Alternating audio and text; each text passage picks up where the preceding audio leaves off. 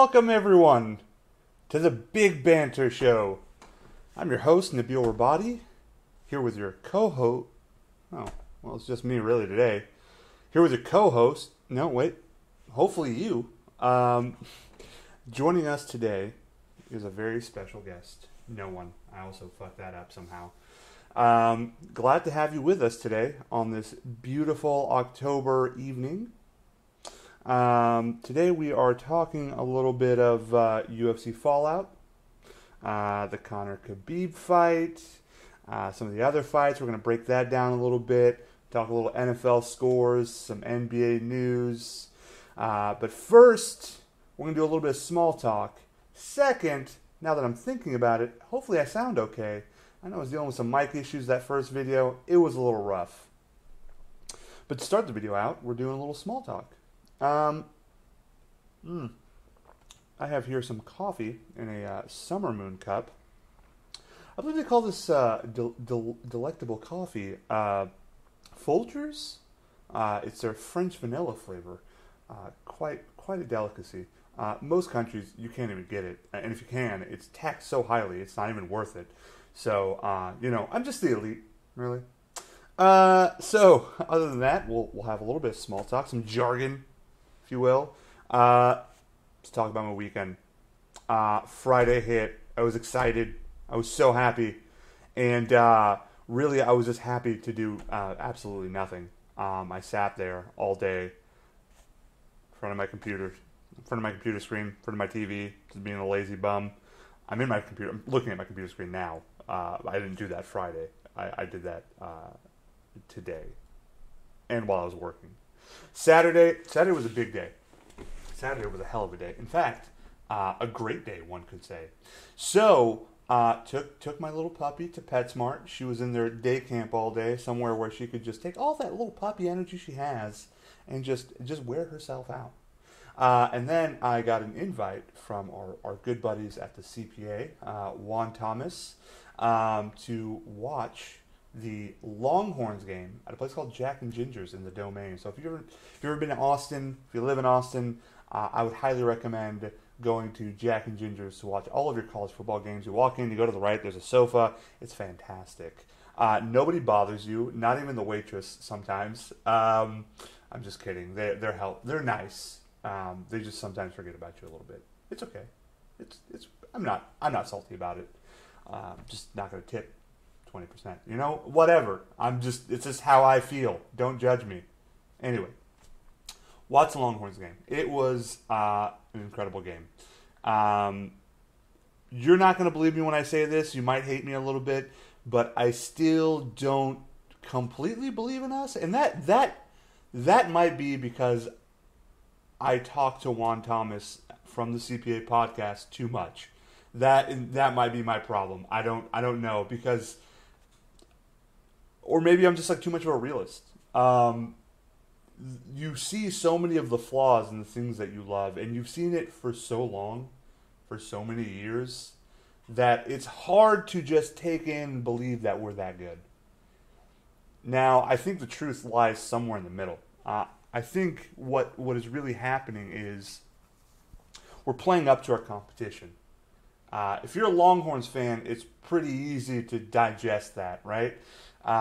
We played up to the competition that was OU. They're a perennial powerhouse of a team every year. They get quite the love from the BCS. But you have certain games, like when you play Kansas State, where you probably should have ran away with that, but by the luck of the football gods, which you need that every once in a while, you won. You won, and you probably shouldn't have won. And probably everybody at Kansas State, I can't remember where it's located. I apologize, by the way. They probably all knew, yeah, that was our game. But on the flip side of that coin, for such a young team and such a young quarterback like Sam Ehlinger and a coach in his second year, you need those games. You need to. I would rather be a team that plays every game that's just dirty and scrappy. especially when you're young, because you need to learn to win that way. You need to learn to win just in a grinded out game.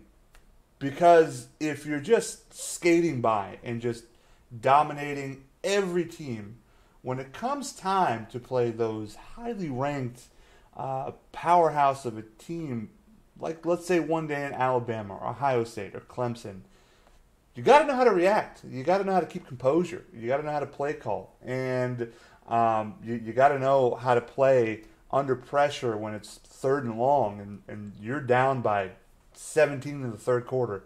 And if you don't get this first down, it's going to be devastating. So, yeah, I mean, kind of to wrap that thought up, I mean, I don't still believe it. I think being ranked 9 is quite the compliment. But I don't think we're the 9th best team. If we're continuing on the trajectory that we're going, and we're winning, right? And we play West Virginia, and they're going to be ranked, let's say 5, and we beat West Virginia. There's a chance that you're in the playoffs, right? That if we never lost to Maryland, we're in the hunt. We're where West Virginia is basically right now. But if we beat If we beat West Virginia, we're kind of at that point.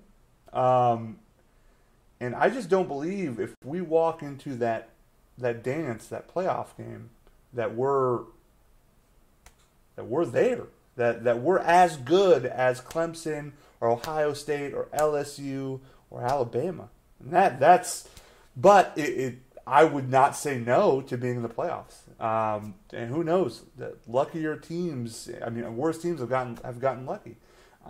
So I think it's exciting. I mean, this is the kind of talk I'd rather have versus the we're 2-4 and just another year. We can't seem to turn it around. But that was just my Saturday afternoon. That was an exciting game. Dicker the kicker came through, made all of us happy. But boy, is Kyler Murray just explosive. He's an explosive, exciting athlete. They scored in like 2 seconds at one point in time. I didn't even know that was real. That's a thing, apparently. I don't know. Shit, that's fast. So we saw the game. So a totally awkward transition. As you watch, you're going to learn that I'm possibly the most awkward human being you've ever met. I don't know. Maybe. I don't know. Watched the game, came home, did absolutely nothing for hours on end. Then I went and saw the fights, the UFC 229 fights. Saw it with our buddy Manny, Crip Keepa, who's on Twitch. Check him out. Awesome dude. Went to his place. We watched the fights and just saw the history being made and the insanity ensue. We'll talk about that soon. Later, kind of just went home, went to bed at midnight. I was quite tired. Sunday, watched football all day. I was kind of anticipating the Sunday night game with the Cowboys-Texans, and we'll talk about that soon too. That was a doozy, but it was a good weekend overall. Can't complain too much. I'm certainly in the thick of my week. I would have genuinely loved to have gotten on immediately after the fights and talked about what we saw happen. But, such as life, got caught up. Thought we were going to have certain people on the show, but it just didn't quite work out. But we will, and it's going to be awesome. Definitely going to love it. So, we keep highlighting it. We keep talking about it. So let's talk about the fights. Let's talk about the fallout of it. Now, first, I'm going to start with the fight results and kind of what I thought, and mostly on the main card. You know what? No, we're going to talk about the Conor Khabib fight. That's what you're all here waiting for, right? That's what anybody wants to talk about. That's the juice. That's the thick of it. So we'll talk about the fight itself first. No, we're going to talk about what happened after the fight. I know you're sitting there looking at yourself. Can you make a damn decision? I have a hard time doing it. But before we talk about that, I'm going to take a sip of this Folgers. This Folgier? I don't know how to... it's delicious. A little caffeine to the system. It's been a long day. So, post-fight. Let's start with that. That was insane. That was something I've seen once before, and that was in a Strikeforce fight, and that was kind of a meme on its own as to the ensuing brawl. This was insane. So there's a lot of emotions going into this fight. I mean, clearly a lot of emotions. A lot of fans draw their line as to who they like and who they don't like and whose side they're on. If we're going to talk about this fight and what happened after, you got to talk about what happened before. And so the promotion leading up to it, I think, was pretty good. Conor did his homework, did quite the research on the fight, on his opponent. Socially.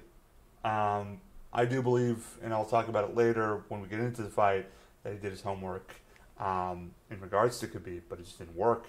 So, did all the promoting, did everything, sold it. This is a guy who's been away for 2 years from the octagon. Fought in boxing, that's Mayweather. Sold the hell out of that. This guy's a true salesman. And so, made a lot of jabs at Khabib. And certainly, if you've been in the fight game for 26 fights, you know what's coming, right? You should already be in check. You get that somebody's talking smack about you, right? Unfortunately, today's fight game, everyone's trying to be like Conor. And that is kind of disheartening to see at times because it's not who the person is. I mean, I'm more of a purist. I just, if you're a good fighter and you're exciting, man, I'm going to watch you. I'm going to support you. And I think naturally as things progress, if you're as good as you say you are, right, you should show it in the ring and not have to really say anything, in my opinion. I think the fighter sells the fight more than their words, but unfortunately, that's kind of how things are going nowadays as far as promotion. But, so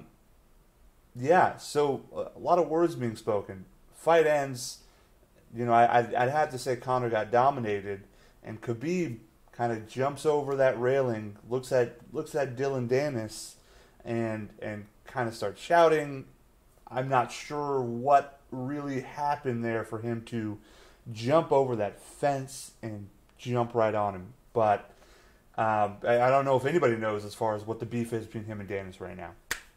But jumps over that fence, jumps on him, and ensuing brawl happens. Now, Conor sees this happening, jumps on the fence.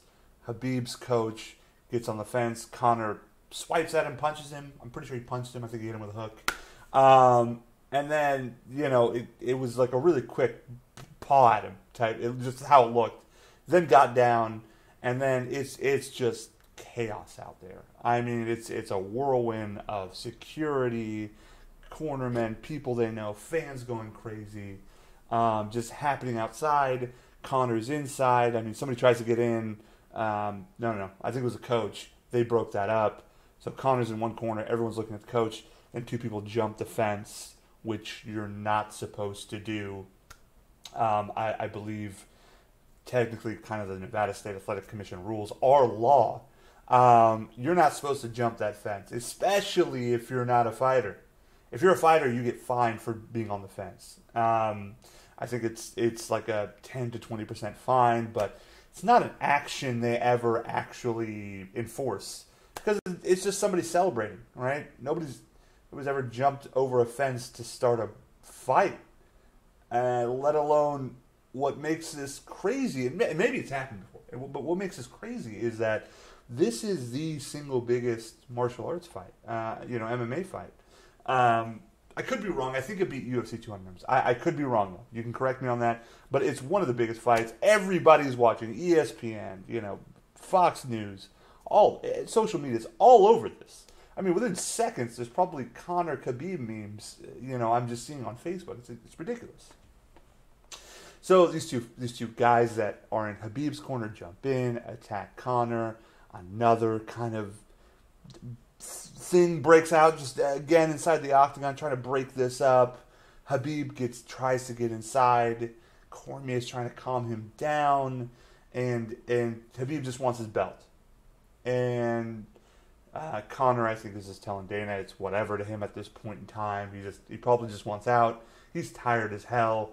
I mean, it looked like it was lumbering for him to hold his hands up while he was getting attacked. And Dana wouldn't give it to him. Dana said, if I put this belt on you, people are going to throw whatever they have in their hands at us. And so they exited. Khabib was pelted as he was leaving.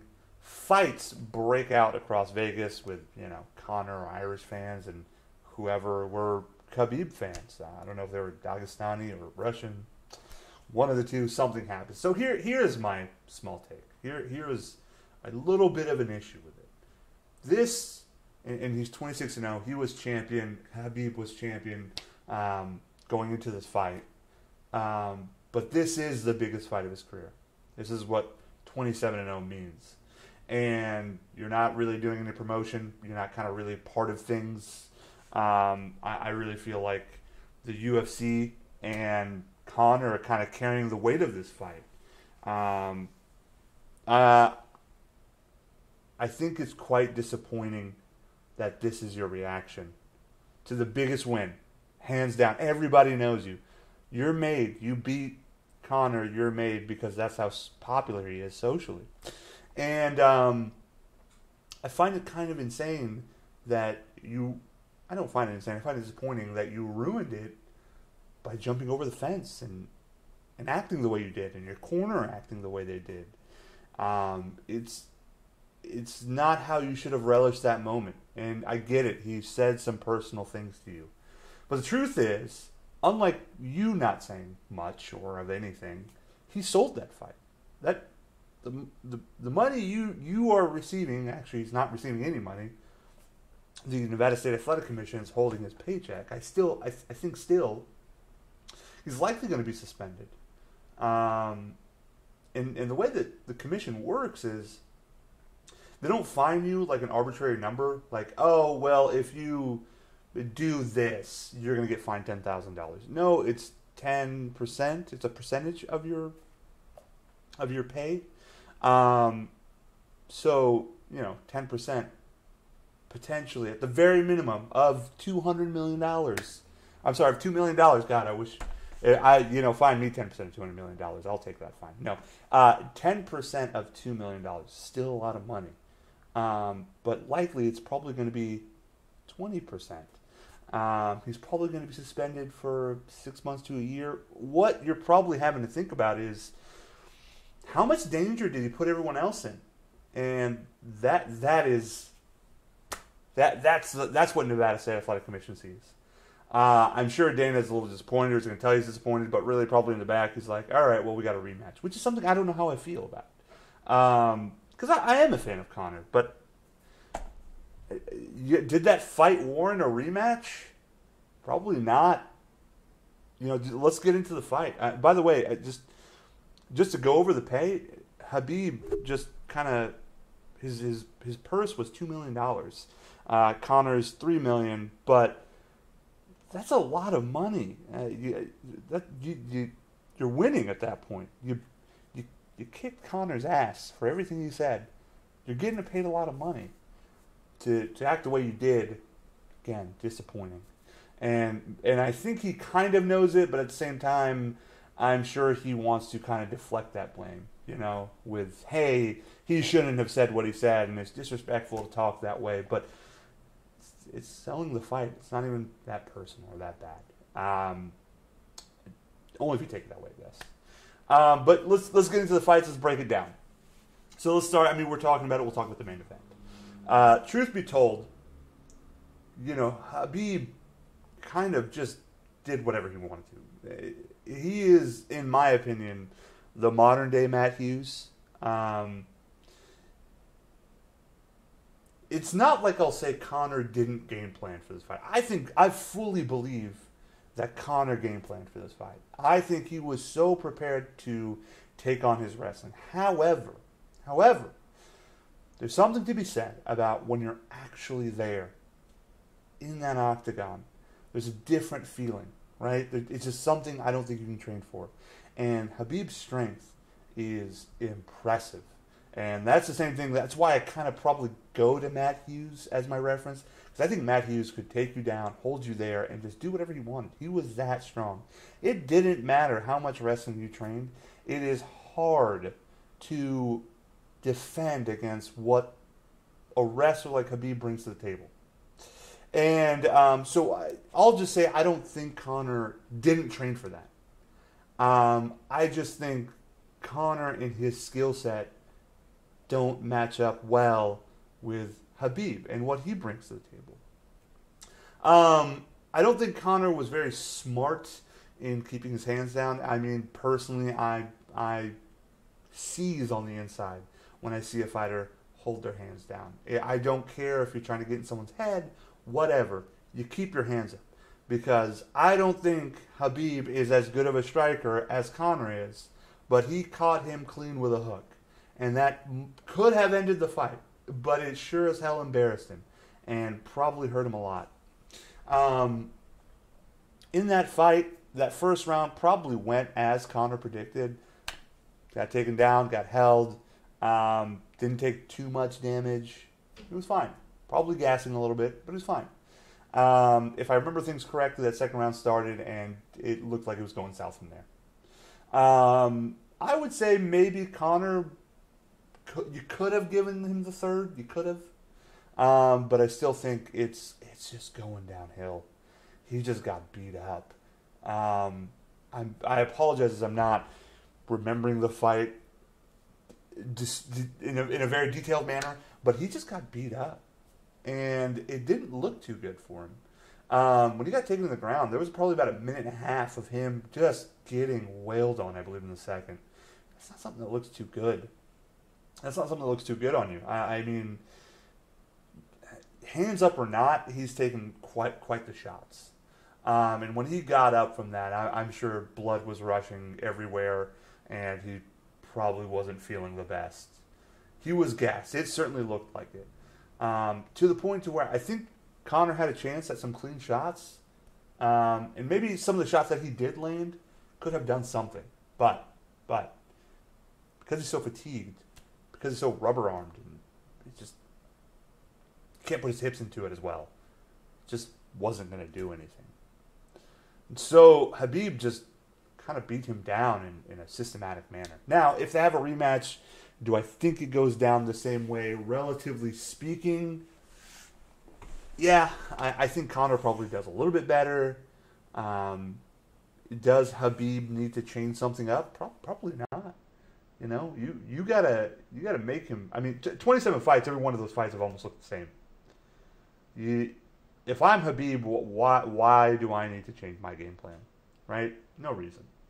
But Conor, I mean, I think really didn't do himself any service by probably using some of the leg kicks or kicks to the leg. I mean, of course, all leg kicks are kicks with your leg, but what I really meant to say was kicks to Khabib's legs. Probably wear him down. Probably not early, of course, but kind of play with your jab. You know, keep him at range, and I think he did a poor job of that. And I think the second fight, he would definitely do a better job of that, as well as probably do a better job of defending while wrestling, or kind of the dirty boxing, I think. So yeah, I don't think the fight would look the same, but I think the results would, generally speaking, be the same. Khabib wins. I don't know if it would be a neck crank again. I saw it as a neck crank. I'm sure somebody would put it down as a rear naked choke, but it looked like a neck crank, and it probably hurt like hell, especially when you're that tired. So yeah, I see it kind of going the same. I really am more excited for a Khabib-Ferguson fight, to which let's just now talk about the Ferguson-Anthony Pettis fight. Wow, that was a great fight. I enjoyed that fight thoroughly. To me, I think Anthony Pettis really stepped up. He really stepped up, but it's just not enough. And Ferguson just knows how to beat you up, and it showed. He gave him no room to breathe. Ferguson's a little wild with his striking, which is what gets him caught. what made the fight exciting. But Ferguson is a systematic, just flurry of punches and kicks and wrestling. I mean, he just doesn't know how to stop. He's weird as hell and is terrible at promoting and post fight promo. It's awful. It's one of the worst. I cringe because of how meatheadish he is and how awkward it is. But in the octagon, which is where it matters. Sorry, I spit there. In the octagon, where it matters, I think he really actually has the best shot to beat Khabib. Now, is he going to beat Khabib? Probably not. But I think he brings so much to the table that it's a really exciting fight. But yeah, this one ended. Third round doctor stoppage. Pettis broke his hand. Really good fight. I mean, I don't think if Anthony Pettis didn't break his hand, I think the results would have been the same. And as Manny pointed out when we were watching it, this should have been a 5-round fight. I really believe that this should have been a 5-round fight. Just break it down. I mean, it was so exciting. I really enjoyed it. It was awesome. Next fight was a really interesting fight as well. The Dominic Reyes versus Ovin St. Preux fight. Dominic Reyes comes out with the decision victory. I like this kid. At 205, he is athletic, knows how to use his range. I would say seems composed in exciting moments. Whether it would be him being rocked or his opponent being rocked, he stays composed in those exciting moments, which is cool to see. I like that. I like that about him, and definitely seems coachable. If I'm a cornerman or I'm his coach, I would love working with him because everything I tell him, he's listening to and responding to. Did a great job in this fight. Ovins is a veteran of fighting in general and has seen it all. And I think he handled himself well.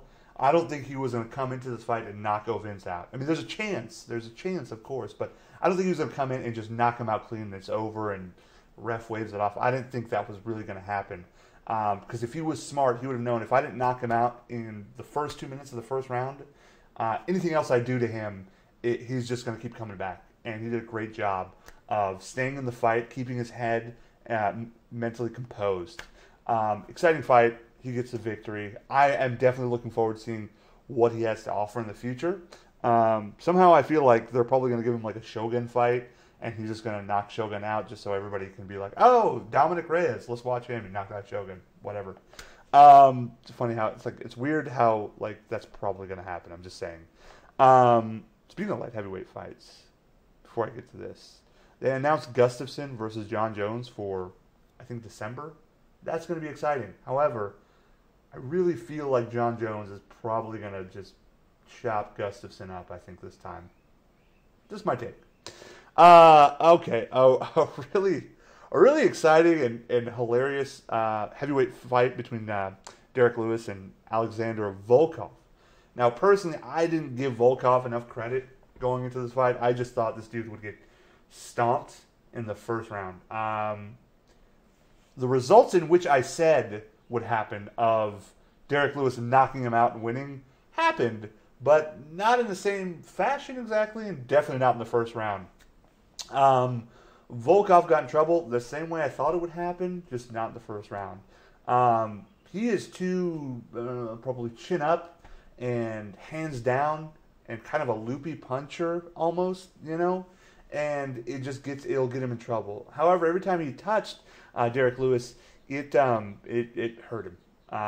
There were even points in time where it was like his eye was hurting when it just looked like a clean jab, and there were awkward moments with Herb Dean and the two fighters when Herb Dean should have just really emphasized to keep fighting. Like Volkov, and this might be like a language issue, just like a translation issue, and Volkov probably just being a good sport, not really understanding the situation as far as Herb Dean saying to keep fighting.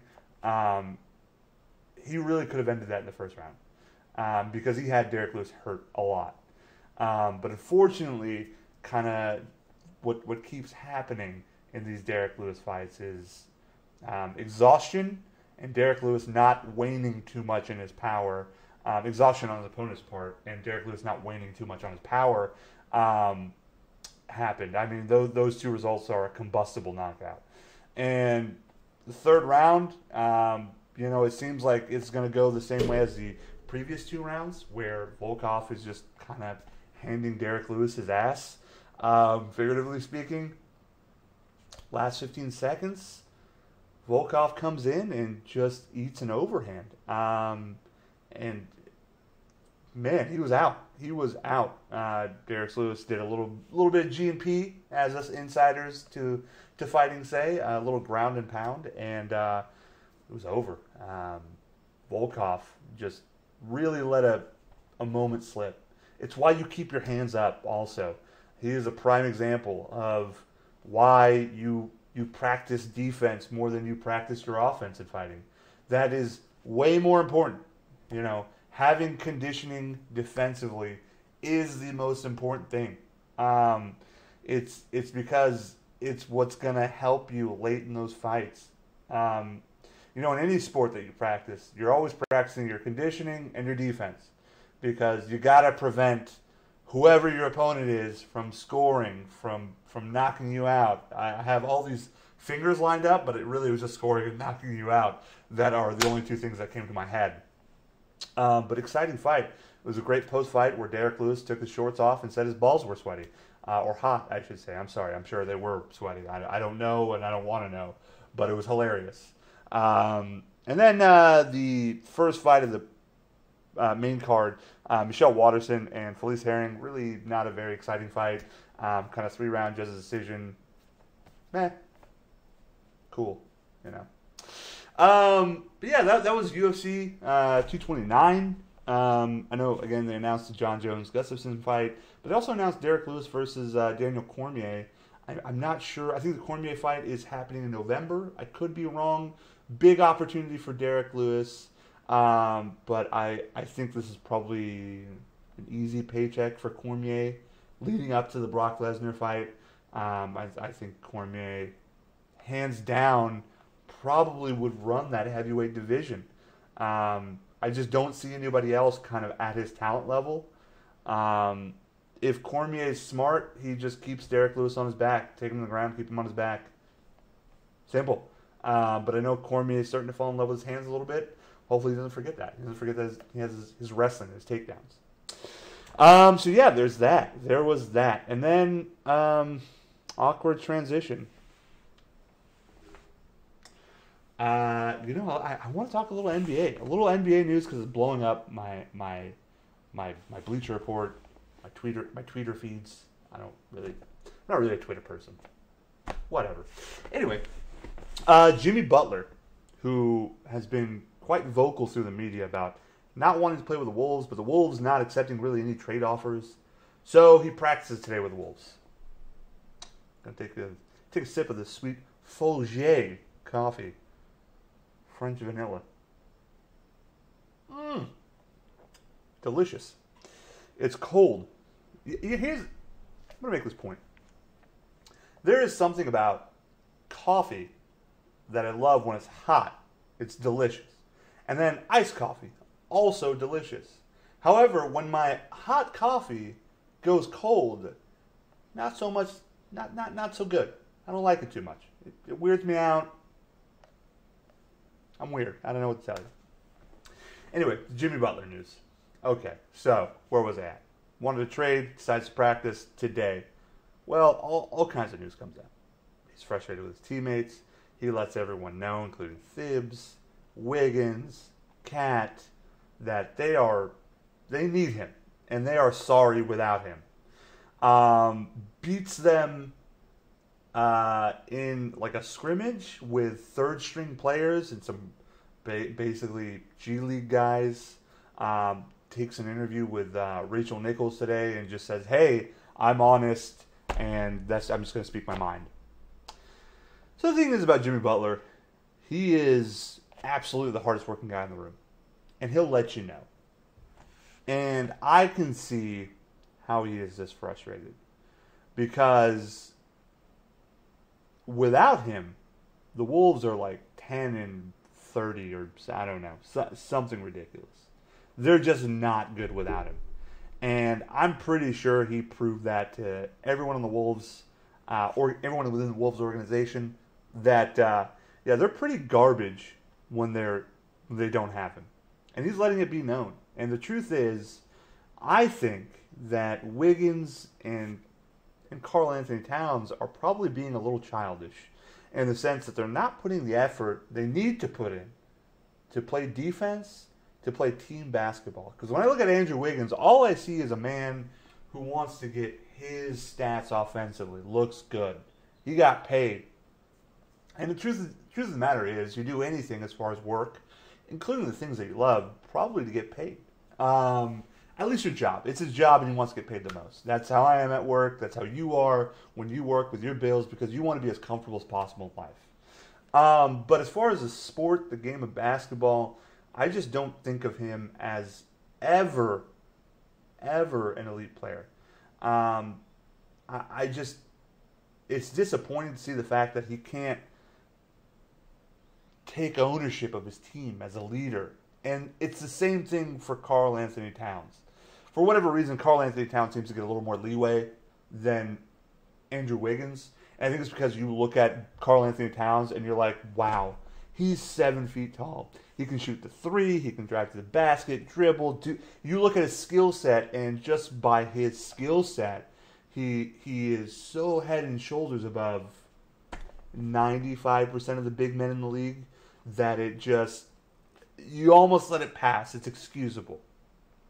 But it's also the reason why, if you're a Minnesota Timberwolves fan, which I don't think anybody that will ever watch this is a Minnesota Timberwolves fan, it's also the reason why you're disappointed that you're signing a guy like Gorgie Dang to $14 million a year. I would dare you to tell me right now who that man is. You don't know. Exactly. It's a guy, side note. It is funny how in basketball, which is like the only sport, it is funny how that is the only sport where either you're willing to accept giving this one player all the money in the world, like max amount, or you give him nothing, you cut him. Like, that's just, it's funny how that works. Like, there's no in between, which clearly that's where Gorgie Dang is. But in my opinion, again, not worth $14 or $17 million. I can't remember if it's him or Jeff Teague that gets one of those numbers. Flip a coin. It's a lot of money. It's a lot of money for a guy who probably doesn't deserve that much money. But you have him signed on your team because Karl Anthony Towns can't take ownership of the defensive side of the board and play defense and rebound the way he should. Because if he did that, he would literally be Anthony Davis. I mean, it's disappointing. And if you ask me, I think Jimmy Butler has probably every right to let everyone know what he thinks of that team he's playing on. Because the truth is, they are terrible. And if you were to take Karl Anthony Towns or Andrew Wiggins and trade them, maybe for a more established role player. Let's say you took Andrew Wiggins, and this is just off the top of my head, and you traded him for Robert Covington and Dario Saric. The Wolves are probably one of the best teams in the league because you have two guys that know their role coming in and they're going to play really good basketball. Really good all-around basketball. So yeah, I think Jimmy Butler is more or less right in this scenario.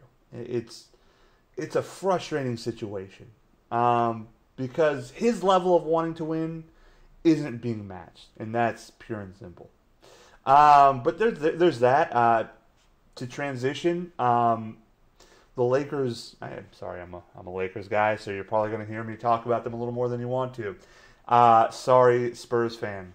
You're lame. I don't know what to tell you. But by the way, you guys have Lonnie Walker and DeJounte Murray both hurt. That sucks a little bit, but I still think you're going to be the same team, with or without them. Somehow you're going to find some dude who works at HEB Plus, who is like 6'2", and just has fundamental bagging grocery skills, and turn him into like 6th man of the year off the bench. Whatever.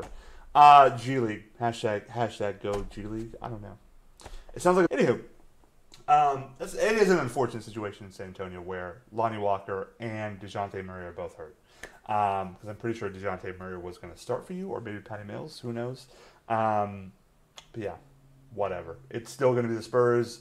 You still have DeRozan, and you still have God, what's his name? LaMarcus Aldridge, who are pretty good players. You're probably still going to be a playoff team. I don't know how good, effectively speaking. Probably just depends on how well you play defense. But to transition to other news, the Lakers, they play tonight against the Warriors. Tonight is going to be the first night that Lonzo Ball plays with LeBron James. That's exciting, right? It's cool. I'm excited about it. I am excited about it, but I won't see it. I don't know if my girlfriend's watching this, Rachel. I'm sorry if during dinner I have the NBA TV app right there at the corner of the table, and I just want to see like a play or two. That's it. I just want to give me like 1 minute between salad and the steak that comes out. Just be like, it's Lakers are playing. It's Warriors, right? That's exciting. Anyway, I'm excited about the team. That's just really all I have to say about it. So that's my NBA news. To quickly kind of wrap that up. Let us go another awkward transition. Let's go to some NFL scores, some recap, and some quick predictions.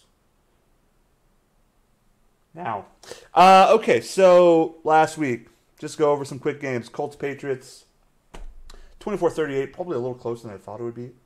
Whatever, I still don't care. Broncos-Jets. The Jets beat the Broncos 34-16.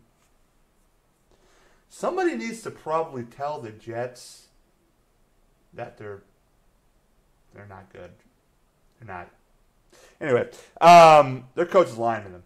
Anyway, as predicted by me, yours truly, the Lions beat the Packers 31-23.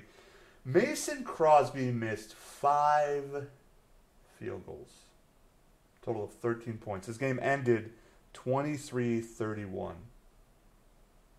That's 13 missing points. They'd have won that game. Galladay was certainly exciting in that game. I don't know his stats exactly, but he was exciting. To the commenter on here, Neil, Siege Schlag? No, the Jets are not just fine, man. Get out of here. Anywho, honestly, they're kind of playing exciting football. If we go back to the Jets, they're playing some kind of exciting. When they're on, they're playing some exciting football because Sam Darnold is good. I don't think many people have the same opinion or care to have the same opinion about Sam Darnold, but he is one of the most exciting quarterbacks. As a rookie, when you give him time in the pocket, he makes some magic happens. And I think that's pretty cool. I enjoy watching him play. I just love seeing young quarterbacks develop. I think you got a good crop of quarterbacks coming into this draft class, and it's certainly showing it. But yeah, the Lions-Packers. Wow. Neil, you're watching. So Mason Crosby, he did so bad that I think when you get on that plane with him, they probably didn't say anything to him. He was probably left alone with whatever Fisher-Price book he had. Was left alone with whatever Fisher-Price book he had and just wallowed in his own kicker misery.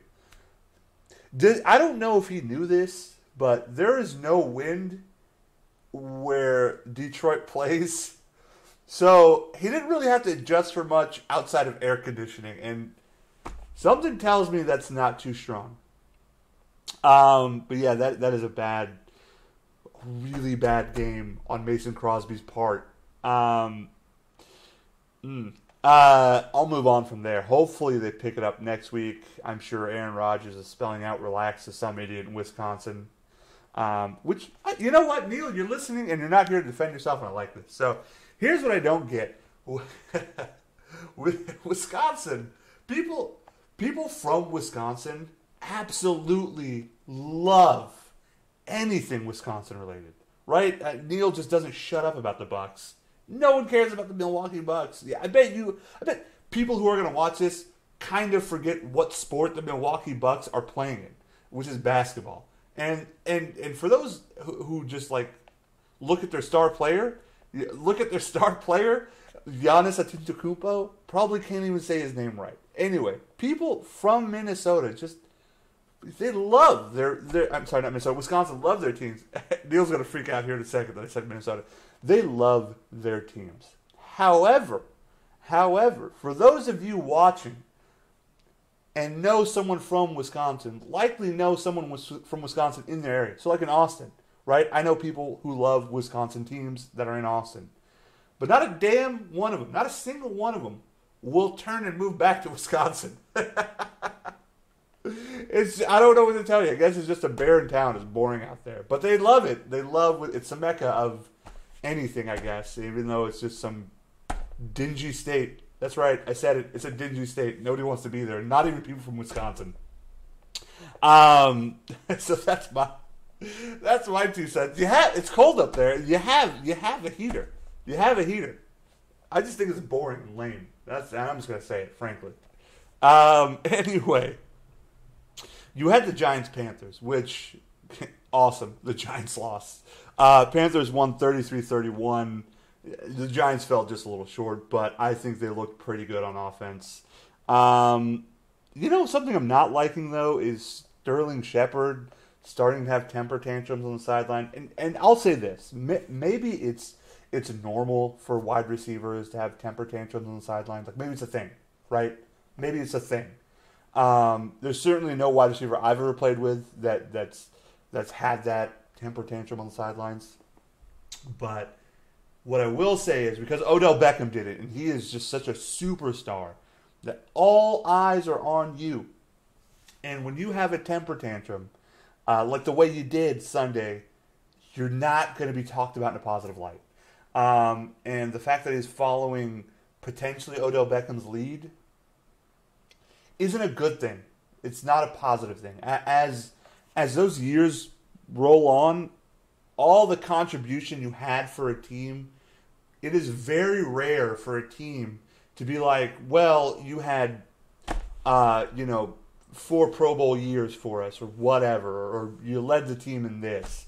It's unrealistic for you as a player to expect the team to be like, well, you did all these great things for us. Let's keep you around. No, they will forget about you in a heartbeat. That's the truth. The truth is, and you're seeing it with Dez Bryant, Jerry Jones just said, well, we didn't have a number 1 receiver for a few years. That is a huge dig. Teams don't care about what you did. It's what you're doing for me now.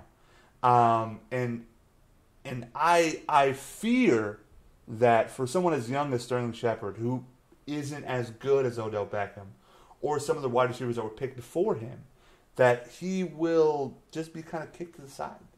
That's just it. And personally, I just kind of hate it. I hate seeing players have temper tantrums on the side like that, where you're just grabbing things and throwing it and going crazy. Whatever. Get over yourself. What you really have to worry about is you put your best foot forward, and you did the best you could, but within a certain reason. Yelling and screaming on any level, actually probably doesn't heed the best results, because you're making a frantic situation way more frantic. Anyway, I reel it back in. The Bills beat the Titans in a lame-ass game, 12-13. Bills win on a field goal kick.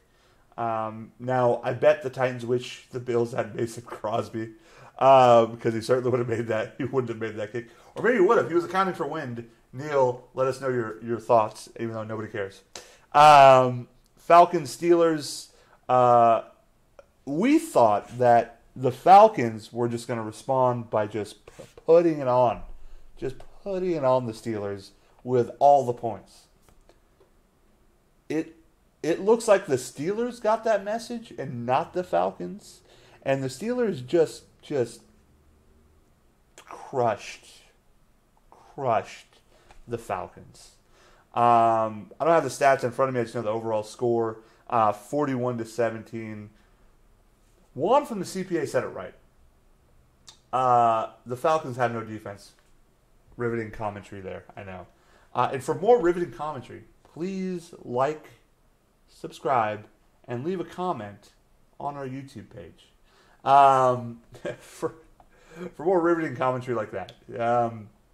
But yeah, they don't have the defense, and without Julio Jones on offense, I mean that's who you have to account for really.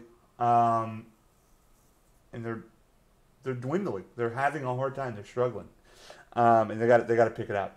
I think people talk about the Cowboys and Houston needing to move on from their coach. This might be that situation. It might be that situation. So we'll see. I mean, he probably has a few more years. I can't remember that coach's name. Somebody in the comments is probably going to leave it and say who he is, whatever. But yeah, it's not looking too good for the Falcons. Saints fans, I'm sure, are happy. And then we had another close game in the Ravens and Browns. Now, we predicted the Browns would win, but not in a 9-12 game. I'll say this. It's the same point I made with UT earlier.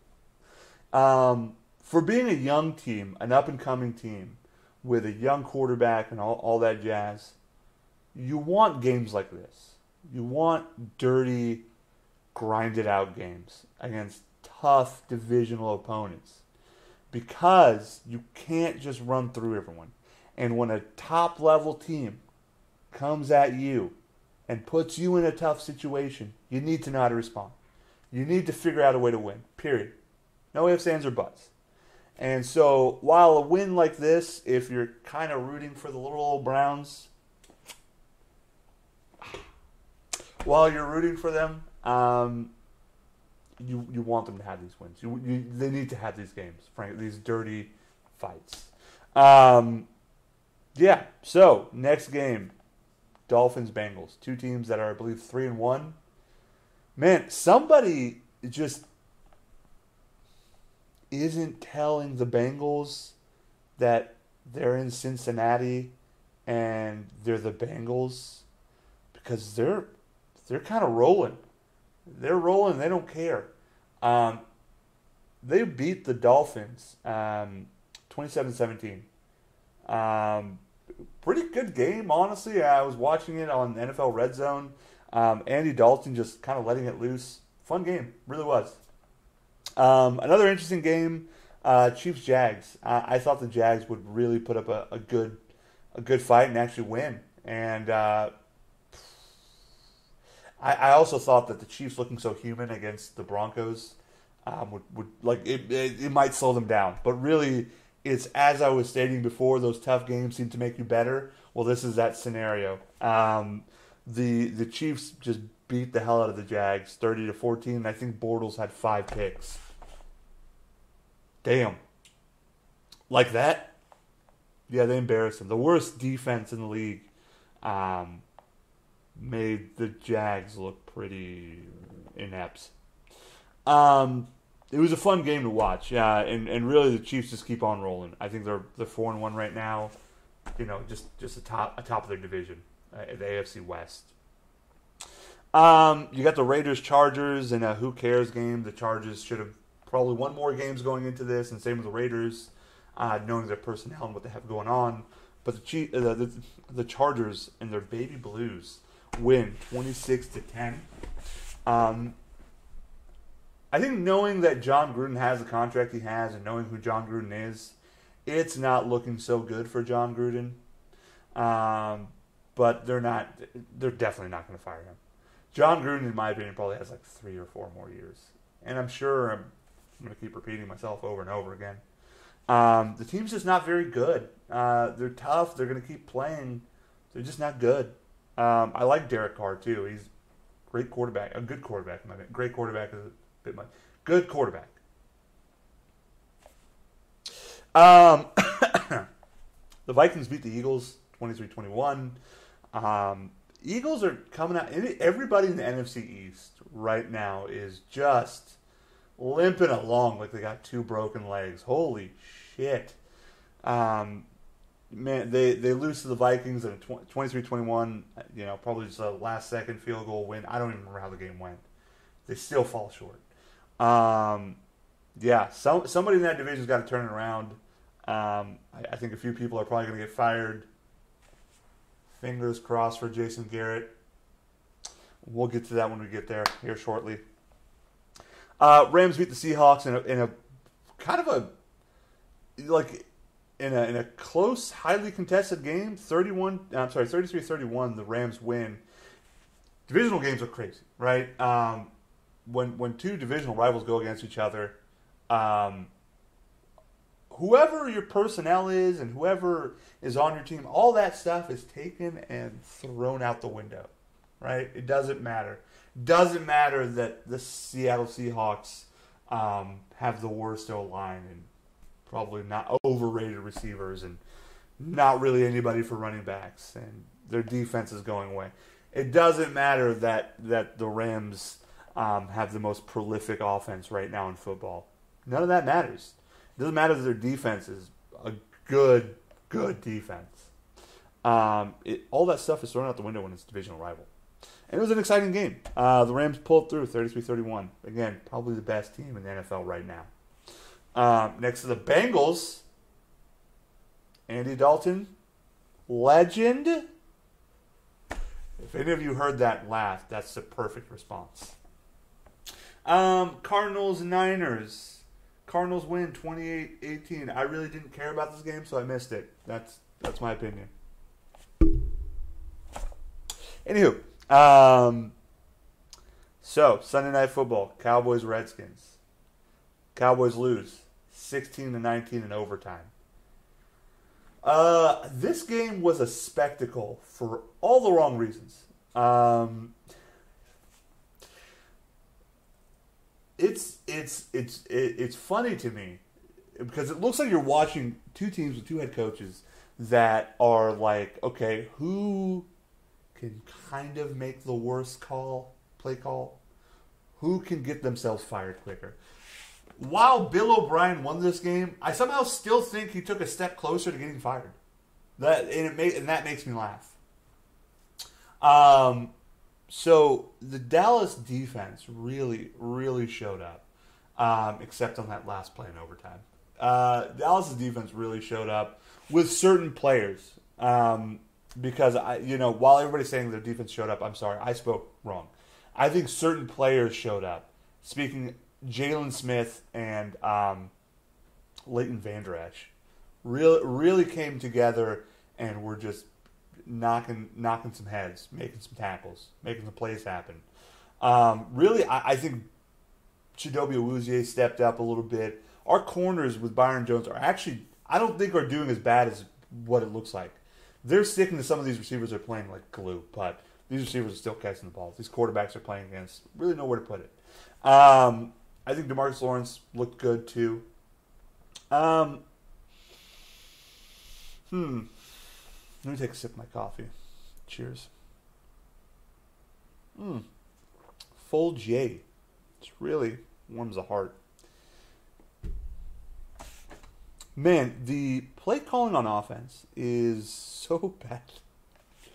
Neil, shut up. Just stop talking about the Texans. Jesus Christ. I would rather you be mad about Mason Crosby and the Packers than cheering the Texans. I don't understand what your problem is. Anywho, let me skip. Dallas's offense is really bad. There's a couple things. It shows you what having like a quality number one receiver looks like in DeAndre Hopkins and how alleviating that can be, and not having good wide receivers. It also shows you a game when, hey, I lack in a certain department. Well, let my play calling, let me try to make my play calling and game plan cover my weakness and play to my strengths. I think they did that a few times, but they went to the well at wrong opportunities in the wrong situation. It's frustrating when you watch these games and you're like, what are you doing? I think the O-line is doing a relatively poor job of blocking in this game as far as the ranking. There were some runs there where Zeke got through and did well. I just think overall the play calling, the game plan, the preparation on offense is poor. The execution is abysmal. I think Dak and his accuracy really just something to be desired. There are just certain things where you think he takes one step forward, but then he takes two steps back. And it's not a good side right now. And if this is the trend for the season, I don't know how long. You can leave a comment and tell me how long you think just Scott Linehan's going to make it. Because I don't know. Because if after Thanksgiving this is still how we're playing, he's fired. He's gone. And it's been a long season already. It's only been 5 games, and it's like mind-numbing. I am looking at the draft for wide receivers, quarterbacks, and safeties, and I'm just like, oh, God.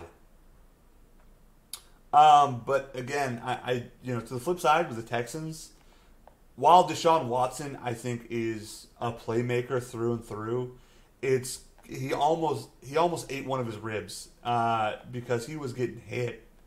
You're getting hit by like the worst position to get hit by, a linebacker, 250 pounds, running at you full speed, and you're not built the same way, running at him full speed. You're asking to get injured. And again, I to speak up again about DeAndre Hopkins, phenomenal game.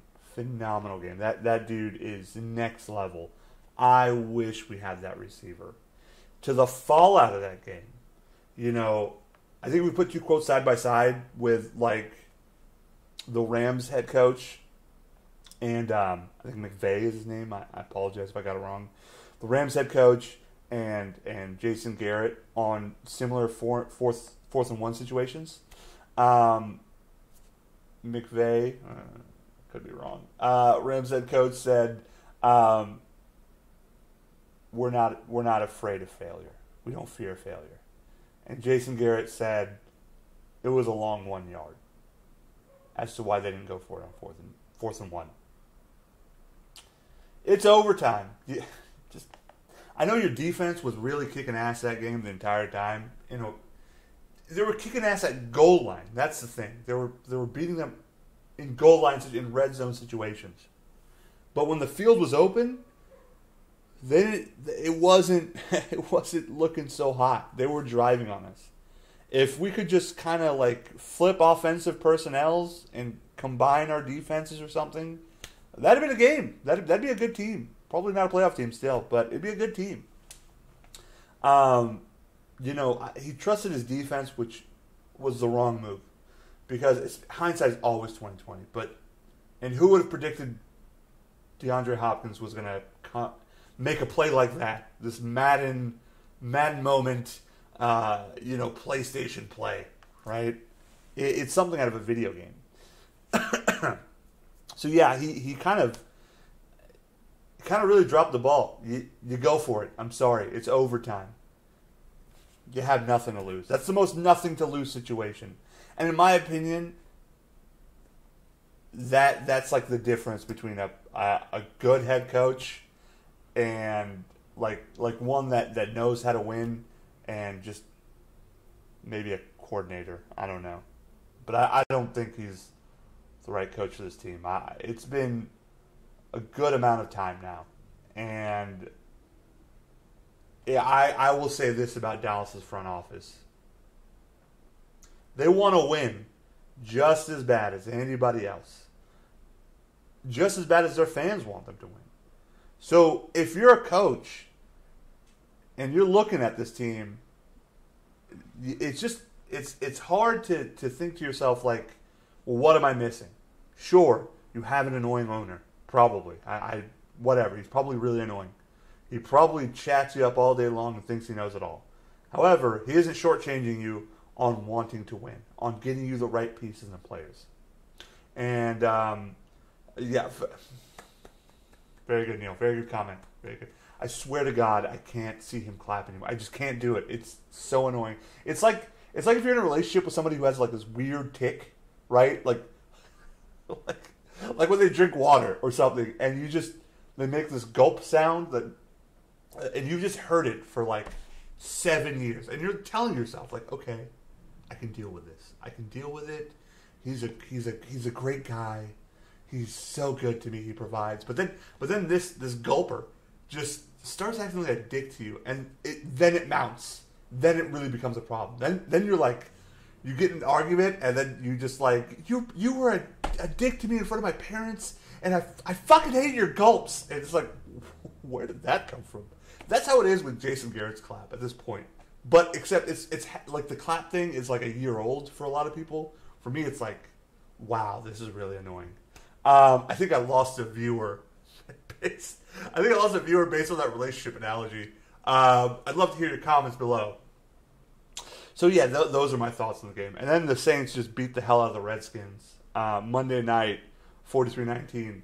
Again, the NFC East is abysmal. Abysmal. Interesting rumor I heard was Lincoln Riley is his name, the OU head coach. Maybe rumored to have some ties to Dallas and Jerry wanting him. Bring him along. Bring him along. I think he's a winner. I mean, if you can score in 2 seconds, being down by 21 in the third quarter, come on through, champ. You pay him whatever he wants. Let's go. Although there was an interesting, I think, article or news story on ESPN where they were talking about, like, would he join the Browns or the Cowboys? And I could see why he'd want to go to the Browns, right? Go back to Baker, a team full of young, talented, explosive stars. Fingers crossed. Here's the other one, that he would join the Cowboys. So that was kind of the scores of last week. Time to quickly predict the scores of this week's game. See how that works? See how time works? It's a relative construct made by human beings. Sun up, sun down, around the sun. Different everywhere you go. I'm sorry, I'm weird.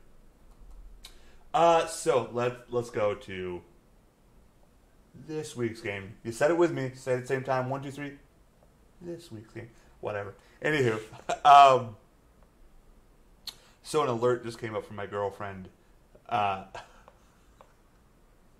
praise. Thanks, sweetheart. And I think the same of you. I won't repeat what you said, but I love you. So tomorrow night, Thursday night game, Eagles, Giants. Eagles. Whatever.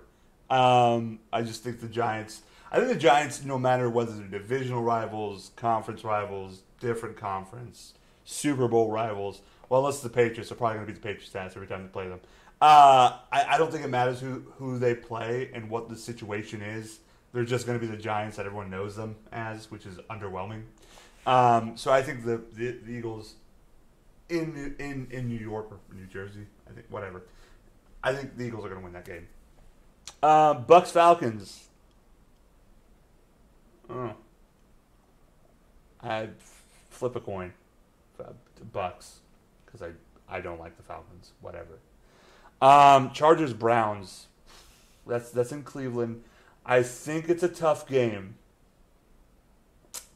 I don't trust the Chargers, but I'm starting to eat my words as far as what I'm thinking about the Browns.